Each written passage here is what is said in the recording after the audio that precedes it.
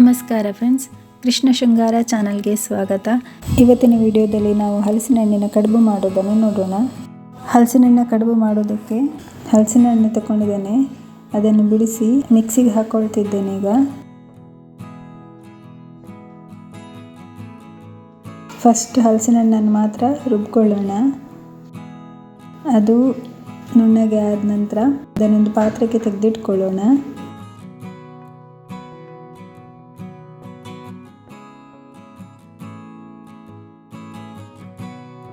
ಈಗ ಅಕ್ಕಿಯನ್ನು ರುಬ್ಲಿಕ್ಕೆ ಹಾಕೊಳ್ಳೋಣ. 1.5 ಕಪ್ ಅಕ್ಕಿ ತಗೊಂಡಿದ್ದೇನೆ. ಅಕ್ಕಿ ಜೊತೆಗೆ ತೆಂಗಿನಕಾಯಿ ಮತ್ತು ಬೆಲ್ಲ ಹಾಕೊಳ್ತಿದ್ದೇನೆ. ಹಲಸಿನ ಹಣ್ಣು ತುಂಬ ಸ್ವೀಟ್ ಇದ್ದರೆ ಬೆಲ್ಲ ಹಾಕೊಳ್ಬೇಕಾಗಿಲ್ಲ. ಒಂದು ಸ್ವಲ್ಪ ಶುಂಠಿ ಹಾಕೊಳ್ತಿದ್ದೇನೆ. ಹಾಕ್ಕೊಂಡು ಇದನ್ನು ಸ್ವಲ್ಪ ನುಣ್ಣಗೆ ರುಬ್ಕೊಳ್ಳೋಣ.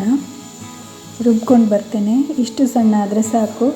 ಈಗ ಇದ್ರ ಜೊತೆಗೆ ಹಲಸಿನ ಹಣ್ಣನ್ನು ಹಾಕೊಳ್ಳೋಣ. ಅರ್ಧ ಭಾಗಷ್ಟೇ ಹಾಕೊಳ್ಳೋಣ.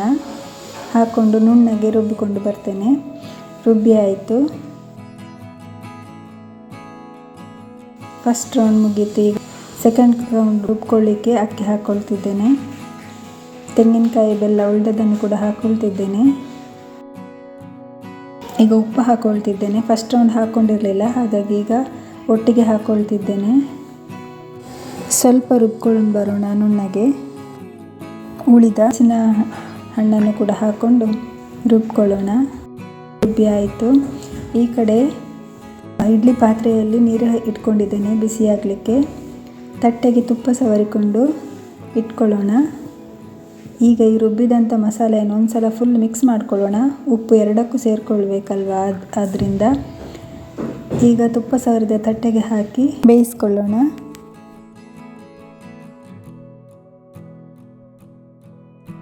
ಈಗ ಇಡ್ಲಿ ಪಾತ್ರೆಯಲ್ಲಿಟ್ಟು ಬೇಯಿಸ್ಕೊಳ್ಳೋಣ.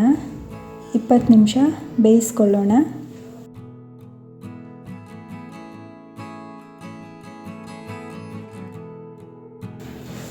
ಬೆಂದಿದೆ,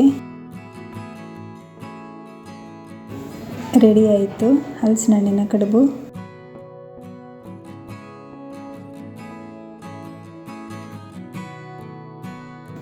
ನೋಡಿದ್ರಲ್ಲ ಫ್ರೆಂಡ್ಸ್, ವಿಡಿಯೋ ಇಷ್ಟವಾದರೆ ಲೈಕ್ ಮಾಡಿ, ಶೇರ್ ಮಾಡಿ, ಕಮೆಂಟ್ ಮಾಡಿ, ಸಬ್ಸ್ಕ್ರೈಬ್ ಮಾಡೋದನ್ನು ಮರಿಬೇಡಿ.